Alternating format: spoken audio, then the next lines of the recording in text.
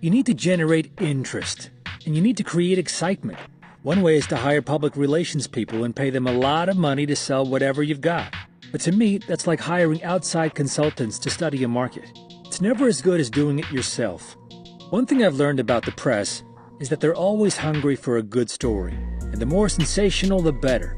If you are a little different or a little outrageous, or if you do things that are bold or controversial, the press is going to write about you. I'm not saying that they necessarily like me, but from a pure business point of view, the benefits of being written about have far outweighed the drawbacks. It's really quite simple.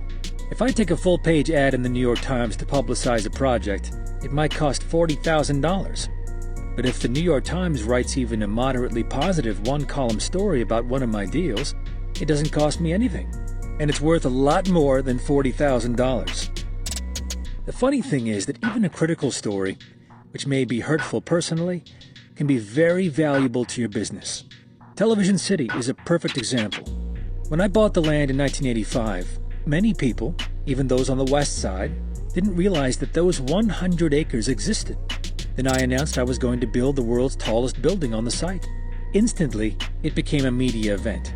The New York Times put it on the front page. Every architecture critic had an opinion, and so did a lot of editorial writers. Not all of them liked the idea of the world's tallest building, but the point is that we got a lot of attention, and that alone creates value. The other thing I do when I talk with reporters is to be straight. I try not to deceive them or to be defensive. When a reporter asks me a tough question, I try to frame a positive answer, even if that means shifting the ground.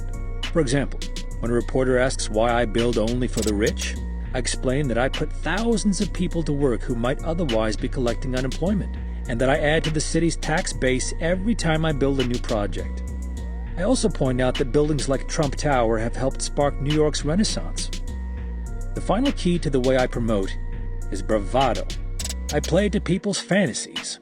People may not always think big themselves, but they can still get very excited by those who do.